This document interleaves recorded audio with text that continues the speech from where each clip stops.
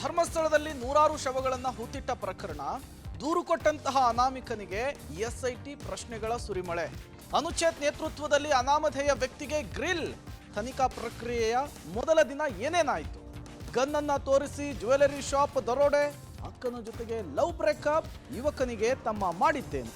ಕೊಲೆಯ ಆರೋಪಿ ದರ್ಶನ್ಗೆ VVIP treatment, ಯೂರಿಯಾಕ್ಕಾಗಿ ರೈತರ ಪರದಾಟ, ಸಿಎಂ ಸಮರ್ಥನೆ ಏನು?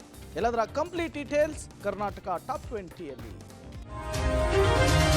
ಧರ್ಮಸ್ಥಳದಲ್ಲಿ ನೂರಾರು ಶವ ಹೂತಿಟ್ಟ ಪ್ರಕರಣಕ್ಕೆ ಸಂಬಂಧಪಟ್ಟಂತೆ ಎಸ್ಐಟಿ ಅಧಿಕಾರಿಗಳು ಮಂಗಳೂರಿಗೆ ಭೇಟಿ ಕೊಟ್ಟಿದ್ದು ತನಿಖೆಯನ್ನು ಆರಂಭಿಸಿದ್ದಾರೆ. ತನಿಖೆಯ ಮೊದಲ ಭಾಗವಾಗಿ ಎಸ್ಐಟಿ ಅಧಿಕಾರಿಗಳು ಅನಾಮಿಕ ವ್ಯಕ್ತಿಯ ಮುಸುಕು ತೆರವುಗೊಳಿಸಿ ವಿಚಾರಣೆ ನಡೆಸಿದ್ದಾರೆ. ಅನಾಮಿಕ ವ್ಯಕ್ತಿಯ ಜೊತೆಗೆ ಇಬ್ಬರು ವಕೀಲರು ಆಗಮಿಸಿದ್ದು, ವಕೀಲರನ್ನ ಪ್ರತ್ಯೇಕವಾಗಿ ಕೂರಿಸಿ ಎಸ್ಐಟಿ ಅಧಿಕಾರಿಗಳ ತಂಡ ತನಿಖೆಯನ್ನು ಆರಂಭಿಸಿದೆ.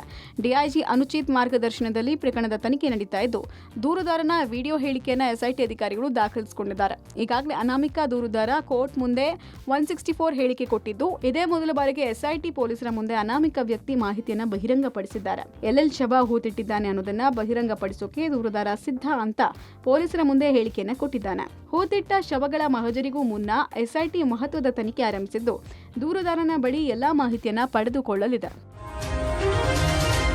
ಧರ್ಮಸ್ಥಳ ಗ್ರಾಮದಲ್ಲಿ ನೂರಾರು ಶವಗಳನ್ನು ಹೂತಿಟ್ಟ ದೂರಿಗೆ ಸಂಬಂಧಪಟ್ಟಂತೆ ಎಸ್ಐಟಿ ಮಂಗಳೂರಿನ ಕೇಂದ್ರ ಸ್ಥಾನದಲ್ಲಿ ಒಂದು ಕಚೇರಿಯನ್ನು ಆರಂಭ ಮಾಡಿದೆ. ಮಲ್ಲಿಕಟ್ಟಿಯ ಪಿಡಬ್ಲ್ಯೂಡಿ ಐಪಿಯಲ್ಲಿ ಕಚೇರಿ ತೆರೆದಿದೆ.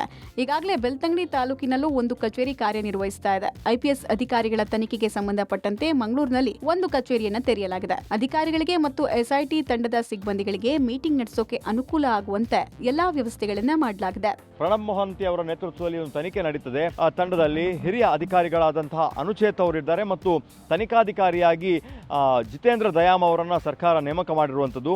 ಈ ಹಿನ್ನೆಲೆಯಲ್ಲಿ ಈಗಾಗಲೇ ತಂಡ ದಕ್ಷಿಣ ಕನ್ನಡ ಜಿಲ್ಲೆಗೆ ಬಂದಿದೆ ಮತ್ತು ಬೆಳ್ತಂಗಡಿಗೆ ಬಂದಿರುವಂಥದ್ದು. ಪ್ರಮುಖವಾಗಿ ದಕ್ಷಿಣ ಕನ್ನಡ ಜಿಲ್ಲೆಯ ಕೇಂದ್ರ ಸ್ಥಾನ ಮಂಗಳೂರಿನಲ್ಲಿ ಎಸ್ಐಟಿಯ ಒಂದು ಕಚೇರಿಯನ್ನು ಮಲ್ಲಿಕಟ್ಟೆಯಲ್ಲಿ ತೆರೆದಿದ್ದಾರೆ. ನಾವು ನೋಡಬಹುದು ಮಲ್ಲಿಕಟ್ಟೆಯ ಐಬಿ, ಇದು ಪಿಡಬ್ಲ್ಯೂಡಿಗೆ ಸಂಬಂಧಪಟ್ಟಂತಹ ಇಲ್ಲಿ ವಸತಿ ಗೃಹ ಇರುವಂಥದ್ದು. ಇಲ್ಲಿ ಈ ವಸತಿ ಗೃಹದ 2 ಕೊಠಡಿಗಳನ್ನೇ ಎಸ್ಐಟಿ ಅವರು ತಮ್ಮ ಕಚೇರಿಯಾಗಿ ಓಪನ್ ಮಾಡಿರುವಂಥದ್ದು ನಾವು ನೋಡಬಹುದು. ನಿನ್ನೆ ಇಲ್ಲಿಗೆ ಬಂದು ಅನುಚೇತ್ ಅವರು ಭೇಟಿ ಕೊಟ್ಟು ಒಂದು ಬಾರಿ ಇಲ್ಲಿ ಸಭೆಯನ್ನು ನಡೆಸಿರುವಂಥದ್ದು. ಅದರ ಜೊತೆಗೆ ಪಶ್ಚಿಮ ವಲಯದ ಐಜಿಪಿ ಆಗಿರುವಂತಹ ಅಮಿತ್ ಸಿಂಗ್ ಅವರನ್ನ ಮತ್ತು ದಕ್ಷಿಣ ಕನ್ನಡ ಜಿಲ್ಲೆಯ ಎಸ್ಪಿ ಡಾಕ್ಟರ್ ಅರುಣ್ ಕುಮಾರ್ ಅವರನ್ನ ಒಂದು ಸಾರಿ ಮೀಟಿಂಗ್ ಮಾಡಿದ್ದಾರೆ.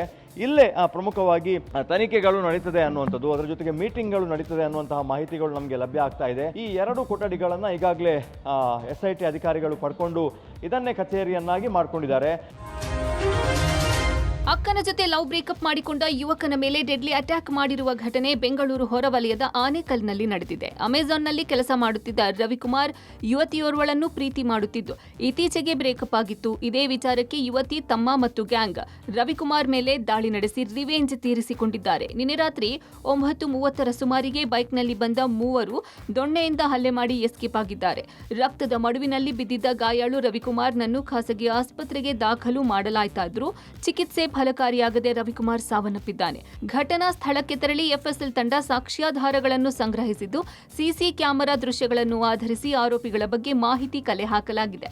ಆರೋಪಿಗಳ ಪತ್ತೆಗೆ ಪೊಲೀಸರ ತಂಡ ರಚನೆ ಮಾಡಲಾಗಿದೆ. ಶೀಘ್ರವೇ ಆರೋಪಿಗಳ ಬಂಧನ ಮಾಡಲಾಗುವುದು ಎಂದು ಬೆಂಗಳೂರು ಗ್ರಾಮಾಂತರ ಅಡಿಷನಲ್ ಎಸ್ಪಿ ವೆಂಕಟೇಶ್ ಪ್ರಸನ್ನ ಹೇಳಿದ್ದಾರೆ. ಈಗಾಗಲೇ ಸ್ಥಳಕ್ಕೆ ಹೋಗಿ ಪರಿಶೀಲನೆ ಮಾಡಿ ಆ ವ್ಯಕ್ತಿಗಳ ಬಗ್ಗೆ, ಅವರ ಚೆಹರೆಗಳ ಬಗ್ಗೆ ಗುರುತುಗಳನ್ನು ಪತ್ತೆ ಮಾಡಿದ್ವಿ. ಆಗಲೇ ಒಂದು ಟೀಮನ್ನು ರಚನೆ ಮಾಡಿದ್ವಿ. ಆರೋಪಿಗಳ ಸುಳಿವು ಸಿಕ್ಕಿದೆ. ಸೊ ಆದಷ್ಟು ಶೀಘ್ರವಾಗಿ ಅವರನ್ನು ದಸ್ತಗಿರಿ ಮಾಡ್ತೀವಿ. ಚಿತ್ರದುರ್ಗದ ರೇಣುಕಾಸ್ವಾಮಿ ಕೊಲೆ ಪ್ರಕರಣದಲ್ಲಿ ದರ್ಶನ್ ಅಂಡ್ ಗ್ಯಾಂಗ್ಗೆ ಜಾಮೀನು ರದ್ದು ಭೀತಿ ಎದುರಾಗಿದೆ. ಈ ಮಧ್ಯೆ ನಟ ದರ್ಶನ್ ಥೈಲ್ಯಾಂಡ್ನಲ್ಲಿ ಡೆವಿಲ್ ಶೂಟಿಂಗ್ ಮುಗಿಸಿ ಬೆಂಗಳೂರಿಗೆ ವಾಪಸ್ಸಾಗಿದ್ದಾರೆ. ಈ ವೇಳೆ ಕೆಂಪೇಗೌಡ ವಿಮಾನ ನಿಲ್ದಾಣದಲ್ಲಿ ನಟ ದರ್ಶನ್ಗೆ ವಿವಿಐಪಿ ಟ್ರೀಟ್ಮೆಂಟ್ ಸಿಕ್ಕಿದೆ. 10 ದಿನಗಳ ಕಾಲ ಥೈಲ್ಯಾಂಡ್ನಲ್ಲಿ ಶೂಟಿಂಗ್ನಲ್ಲಿದ್ದ ದರ್ಶನ್ ಇವತ್ತು ಬೆಳಗ್ಗೆ ಬೆಂಗಳೂರಿನ ಕೆಂಪೇಗೌಡ ಏರ್ಪೋರ್ಟ್ಗೆ ಬಂದಿಳಿದಿದ್ದಾರೆ. ಈ ವೇಳೆ ಏರ್ಪೋರ್ಟ್ ಸಿಬ್ಬಂದಿ ಕೊಲೆ ಆರೋಪಿ ದರ್ಶನ್ಗೆ ಸಿಐಎಸ್ಎಫ್ ಭದ್ರತೆ ಕೊಟ್ಟಿದ್ದು ಚರ್ಚೆಗೆ ಗ್ರಾಸ ಆಗಿದೆ.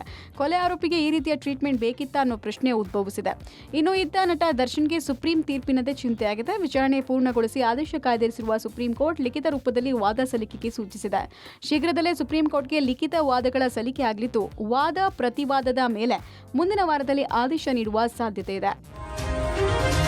ರಾಜ್ಯದಲ್ಲಿ ಯೂರಿಯಾ ಗೊಬ್ಬರದ ಅಭಾವ ಸೃಷ್ಟಿಯಾಗಿದೆ. ಯೂರಿಯಾ ಗೊಬ್ಬರಕ್ಕಾಗಿ ರೈತರು ಪರದಾಡ್ತಾ ಇದ್ದಾರೆ. ಆದರೆ ದಾವಣಗೆರೆಯ ಜಗಳೂರು ಪಟ್ಟಣದಲ್ಲಿ ಯೂರಿಯಾ ಗೊಬ್ಬರವನ್ನು ದುಪ್ಪಟ್ಟು ಬೆಲೆಗೆ ಮಾರಾಟ ಮಾಡಲಾಗ್ತಾ ಇದೆ. 300 ರೂಪಾಯಿಗೆ ಮಾರಾಟ ಮಾಡಬೇಕಿದ್ದ ಯೂರಿಯಾ ಚೀಲವನ್ನು 400 ರಿಂದ 500 ರೂಪಾಯಿಗೆ ಮಾರಾಟ ಮಾಡಲಾಗ್ತಾ ಇದೆ. ಅವಶ್ಯಕವಾಗಿ ಬೇಕಾಗಿರುವ ಹಿನ್ನೆಲೆಯಲ್ಲಿ ದುಪ್ಪಟ್ಟು ಹಣ ಕೊಟ್ಟು ರೈತರು ಯೂರಿಯಾವನ್ನು ಪಡೆದುಕೊಳ್ತಾ ಇದ್ದಾರೆ. ಈ ಹಿನ್ನೆಲೆಯಲ್ಲಿ ಸ್ಥಳಕ್ಕೆ ಆಗಮಿಸಿದ ರೈತ ಸಂಘಟನೆ ಅಂಗಡಿ ವಿರುದ್ಧ ಆಕ್ರೋಶ ವ್ಯಕ್ತಪಡಿಸಿದರು. ಸ್ಥಳಕ್ಕೆ ಜಗಳೂರು ಠಾಣೆ ಪೊಲೀಸರು ಭೇಟಿ ನೀಡಿ ಪರಿಸ್ಥಿತಿ ನಿಯಂತ್ರಿಸಿದರು. ಬಳಿಕ ರಸಗೊಬ್ಬರದ ಅಂಗಡಿ ಮಾಲೀಕರು 300 ರೂಪಾಯಿಗೆ ಮಾರಾಟ ಮಾಡೋದಾಗಿ ಹೇಳಿದರು. ಇನ್ನು ಇತ್ತ ಕೊಪ್ಪಳದಲ್ಲಿ ಯೂರಿಯಾ ಗೊಬ್ಬರ ನೋ ಸ್ಟಾಕ್ ಎಂದು ಬೋರ್ಡ್ ಹಾಕಲಾಗಿದೆ. ಕೊಪ್ಪಳದ ಬಸವೇಶ್ವರ ವೃತ್ತದ ಬಳಿ ಇರುವ ತಾಲೂಕು ಒಕ್ಕಲುತನ ಹುಟ್ಟುವಳಿ ಸಹಕಾರಿ ಸಂಘದ ಮುಂಭಾಗ ಅಧಿಕಾರಿಗಳು ಬೋರ್ಡ್ ಹಾಕಿದ್ದು ರೈತರು ಬೆಳಿಗ್ಗೆ 5 ಗಂಟೆಯಿಂದ ಕಾದು ಕಾದು ಸುಸ್ತಾದರು. ನೋ ಸ್ಟಾಕ್ ಬೋರ್ಡ್ ನೋಡಿ ಆಕ್ರೋಶ ವ್ಯಕ್ತಪಡಿಸಿದರು. ಸಾಲ ಮಾಡಿ ಬಿತ್ತನೆ ಮಾಡಿದ್ದೇವೆ, ನಾವೇನ್ ಸಾಯ್ಬೇಕಾ ಅಂತ ಕಿಡಿಕಾರಿದರು. ನಿನ್ನೆಯಿಂದ ಕಾಯ್ತಾ ಇದ್ರು, ಗೊಬ್ಬರ ಇಲ್ಲ ಅಂತಿದ್ದಾರೆ ಅಂತ ಮಹಿಳೆಯರು ಕೆಂಡವಾದರು. ರಾಜ್ಯದ ಹಲವೆಡೆ ಯೂರಿಯಾ ಗೊಬ್ಬರ ಕೊರತೆ ಉಂಟಾಗಿರುವ ಬಗ್ಗೆ ಸಿಎಂ ಸಿದ್ದರಾಮಯ್ಯ ಪ್ರತಿಕ್ರಿಯಿಸಿದ್ದಾರೆ. ಹಾಸನದಲ್ಲಿ ಮಾತನಾಡಿದ ಸಿಎಂ ಸಿದ್ದರಾಮಯ್ಯ, ಯೂರಿಯಾ ಕೊರತೆ ಇಲ್ಲ, ಈ ಸಲ 5 ಲಕ್ಷ ಹೆಕ್ಟೇರ್ ಜಾಸ್ತಿ ಬಿತ್ತನೆ ಆಗಿರೋದ್ರಿಂದ ಸ್ವಲ್ಪ ಕಡಿಮೆಯಾಗಿದೆ ಅಂತ ಸಮಜಾಯಿಷಿ ಕೊಟ್ಟಿದ್ದಾರೆ. ಕೃಷಿ ಸಚಿವ ಚಲುವರಾಯಸ್ವಾಮಿ ಪ್ರತಿಕ್ರಿಯಿಸಿ, ಸಿಎಂ ಸಿದ್ದರಾಮಯ್ಯ ಈಗಾಗಲೇ ಕೇಂದ್ರಕ್ಕೆ ಪತ್ರ ಬರೆದಿದ್ದಾರೆ. ಎಲ್ಲಾ ಎಂಪಿಗಳಿಗೂ ನಾನು ಪತ್ರ ಬರೆದಿದ್ದೇನೆ. ಜೋಶಿ ಅವರು ರಾಜಕೀಯ ಮಾಡೋದ್ ಬಿಟ್ಟು ರಸಗೊಬ್ಬರ ಸಚಿವರ ಜೊತೆ ಮಾತನಾಡಿ ಹೆಚ್ಚು ಯೂರಿಯಾ ಕೊಡಿಸಿ ಎಂದು ಆಗ್ರಹಿಸಿದ್ದಾರೆ. ರೈತರು ಪ್ರತಿಭಟನೆ ಮಾಡೋದು ಬೇಡ ಎಂದಿದ್ದಾರೆ. ಗೊಬ್ಬರ ಇದೆ, ಆದರೆ 5 ಲಕ್ಷ ಹೆಕ್ಟೇರ್ ಈ ಸರಿ ಜಾಸ್ತಿ ಬಿತ್ತನೆ ಆಗೋದ್ರಿಂದ ಸ್ವಲ್ಪ ಕಡಿಮೆ ಆಗಿದೆ. ಮಳೆ ಜಾಸ್ತಿ ಆಗಿದೆ, ಮತ್ತೆ ಮಾನ್ಸೂನು ಜಲ್ದಿ ಶುರುವಾಯಿತು, ಮತ್ತೆ ಜೋಳ ಹಾಕಿರ್ತಕ್ಕಂಥದ್ದು ಜಾಸ್ತಿ ಆಗಿದೆ ಬಿತ್ತನೆ. ಸೊ ಹಂಗಾಗಿ ಜಾಸ್ತಿ ಜನ ಉಪಯೋಗಿಸಿದ್ದಾರೆ. ಸೊ ಮಾನ್ಯ ಮುಖ್ಯಮಂತ್ರಿಗಳಿಗೆ ನಾನೇ ರಿಕ್ವೆಸ್ಟ್ ಮಾಡಿ ಮೊನ್ನೆ ಕ್ಯಾಬಿನೆಟ್ನಲ್ಲಿ ಒಂದು ಪತ್ರ ಬರೀಲಿಕ್ಕೆ ರಿಕ್ವೆಸ್ಟ್ ಮಾಡಿದ್ದೆ. ಅವರು ಪತ್ರ ಬರೆದಿದ್ದಾರೆ. ಆದರೆ ಈ ಸಂದರ್ಭವನ್ನು ಉಪಯೋಗಿಸ್ಕೊಂಡು ಜೋಶಿಯವರು, ಜೋಶಿಯವ್ರಿಗೂ ನಾನು ಪತ್ರ ಬರೆದಿದ್ದೆ. ಸಿದ್ದರಾಮಯ್ಯನವ್ರ ಬಗ್ಗೆ, ಮುಖ್ಯಮಂತ್ರಿಗಳ ಬಗ್ಗೆ ಟೀಕೆ ಮಾಡಿದ್ದಾರೆ. ಸೊ ಅವರು ಜೋಶಿಯವರು ಈ ಥರದ್ದೆಲ್ಲ ಕೃಷಿ ವಿಚಾರದಲ್ಲಿ ರಾಜಕಾರಣ ಮಾಡ್ತಾರೆ ಅಂತ ನಾನು ಅನ್ಕೊಂಡಿರಲಿಲ್ಲ. ಸಾಧ್ಯವಾದಷ್ಟು ಮಟ್ಟಿಗೆ ನಡ್ಡಾರ ಹತ್ರ ಹೋಗಿ ಕೂತ್ಕೊಂಡು ಜೋಶಿಯವರು ಎಷ್ಟು ಸಾಧ್ಯ ಅಷ್ಟು ಬೇಗ ಸಪ್ಲೈ ಕೊಡಿ ಅಂತ ಹೇಳಬೇಕೆ ವಿನ ಅದು ಬಿಟ್ಟು ಈ ಥರ ಟಿಪ್ಪಣಿ ಮಾಡೋರಿಗೆ ಏನು ಉತ್ತರ ಹೇಳೋಕ್ಕಾಗತ್ತೆ.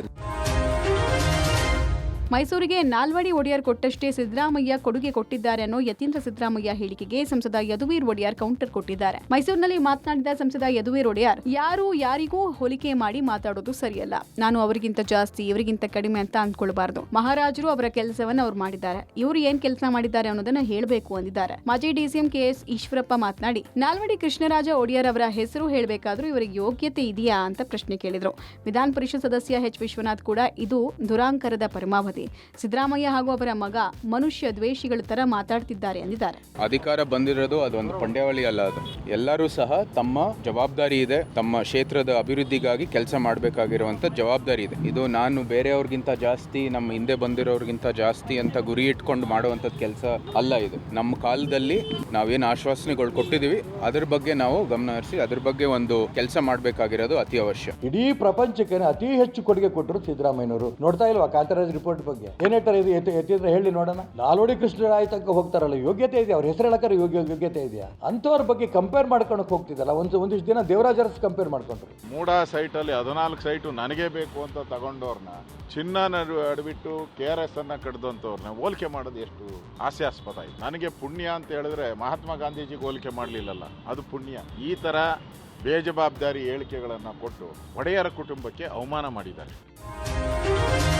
ರಾಜ್ಯ ಕಾಂಗ್ರೆಸ್ ಉಸ್ತುವಾರಿ ಸುರ್ಜೇವಾಲಾ ಅಧಿಕಾರಿಗಳ ಜೊತೆ ಸಭೆ ಮಾಡಿದ್ದಾರೆಂಬ ವಿಚಾರಕ್ಕೆ ಸಚಿವ ಕೆಎನ್ ರಾಜಣ್ಣ ಪ್ರತಿಕ್ರಿಯೆ ನೀಡಿದ್ದಾರೆ. ಪಕ್ಷದಲ್ಲಿ ಯಾರನ್ನ ಬೇಕಾದರೂ ಸಭೆ ಕರೆಯಬಹುದು, ಅಧಿಕಾರಿಗಳ ಸಭೆ ಮಾಡಿದ್ರೆ ಅದು ಸಂವಿಧಾನಿಕ ವಿರೋಧಿ ಕೃತ್ಯ. ಶಾಸಕರನ್ನ ಪಕ್ಷದ ಯಾರನ್ನೇ ಕರೆದು ಪ್ರಶ್ನೆ ಮಾಡುವ ಹಕ್ಕಿದೆ, ಅಧಿಕಾರಿಗಳನ್ನ ಕರೆದು ಮಾಹಿತಿ ಪಡೆಯೋಕೆ ಅವಕಾಶವಿಲ್ಲ ಎಂದಿದ್ದಾರೆ. ಸಿದ್ದರಾಮಯ್ಯ ಕೆಳಗೆ ಇಳಿಸೋಕೆ ಇರಬೇಕು ಅಂತ ಈಶ್ವರಪ್ಪ ಹೇಳಿದ್ರೆ ಕಲೆಕ್ಷನ್ ಮಾಡಲಿಕ್ಕೆ ಅಧಿಕಾರಿಗಳ ಸಭೆ ಅಂತ ಶಾಸಕ ಯತ್ನಾಳ್ ಟೀಕಿಸಿದ್ದಾರೆ. ಅವರು ಶಾಸಕರನ್ನ ಮತ್ತು ನಮ್ಮ ಪಕ್ಷದಲ್ಲಿ ಇರ್ತಕ್ಕಂಥ ಯಾರನ್ನು ಬೇಕಾದರೂ ಕರೆದು ಅವರಿಂದ ಏನು ಮಾಹಿತಿ ಬೇಕಾದರೂ ಕೇಳ್ಬೋದು, ಏನು ಪ್ರಶ್ನೆ ಬೇಕಾದರೂ ಅವನ್ನ ಮಾಡ್ತಕ್ಕಂಥ ಹಕ್ಕು ಅವ್ರಿಗಿರ್ತದೆ. ಅಧಿಕಾರಿಗಳನ್ನ ಕರೆದು ಅವರಿಂದ ಇವರು ಮಾಹಿತಿ ಪಡಿತಕ್ಕಂಥದ್ದಕ್ಕೆ ಅವರಿಗೆ ಯಾವುದೇ ರೀತಿಯ ಕಾನೂನುಬದ್ಧ ಅವಕಾಶ ಇಲ್ಲ. ಮಾನ್ಯ ಸುರ್ಜೇವಾಲಾ ಅವರು ಕರ್ನಾಟಕ ರಾಜ್ಯಕ್ಕೆ ಬಂದಿದ್ದಾರೆ. ಅವ್ರು ಸಿದ್ದರಾಮಯ್ಯನವ್ರಿಗೆ ಇಳಿಸೋಕೆ ಬಂದಿದ್ದಾರೋ, DK ಶಿವಕುಮಾರ್ ಕೂರಿಸೋದಕ್ಕೆ ಬಂದಿದ್ದಾರೋ. ಆದರೆ ದುರ್ದೈವ, ಅಧಿಕಾರಿಗಳ ಸಭೆ ತಗೋತಾರೆ ಅಂತಂದ್ರೆ ಇವ್ರು ಕೇಂದ್ರದ ಕಾಂಗ್ರೆಸ್ ನಾಯಕರಿಗೆ ಸಂವಿಧಾನದ ಬಗ್ಗೆ ಏನಾದ್ರು ಗೌರವ ಇದೆಯಾ? ಸಂವಿಧಾನ ಬಾಹಿರವಾದ ಸಭೆ, ಅಧಿಕಾರಿಗಳು ಕರೆಯೋದಕ್ಕೆ ಅಧಿಕಾರವೇ ಇಲ್ಲ. ಪಾರ್ಟಿ ಒಬ್ಬ ಪ್ರಧಾನ ಕಾರ್ಯದರ್ಶಿ ಬಂದು ಇಲ್ಲಿ ಸಭೆ ಮಾಡ್ತಾ ಇರೋದು ಮತ್ತು ಅವ್ರ ಸಭೆ ಎದಕ್ಕೆ ಮಾಡ್ಲಕತ್ತಾರ ಅಂದ್ರೆ ಎಲ್ಲ ಅಧಿಕಾರಿಗಳ ಸಭೆ ಕಲೆಕ್ಷನ್ ಸಲುವಾಗಿ. ಗ್ಯಾರಂಟಿ ದಿವಾಳಿ ಆಗಿಬಿಟ್ಟಿದೆ ಈ ಸರ್ಕಾರ. ಹಿಂಗಾಗಿ ಇವತ್ತು ಕರ್ನಾಟಕದಲ್ಲಿ ಕಲೆಕ್ಷನ್ ಒಂದು ಕೇವಲ ಅವರಿಗೆ ಹಣ ಬೇಕಾಗಿದೆ. ಇನ್ನು ಮುಂದಿನ ಚುನಾವಣೆ ಬರ್ತಾ ಇದ್ದಾವೆ. ಕರ್ನಾಟಕ ಬಿಟ್ಟರೆ ರಿಸೋರ್ಸಸ್ ಯಾವುದೂ ಇಲ್ಲ.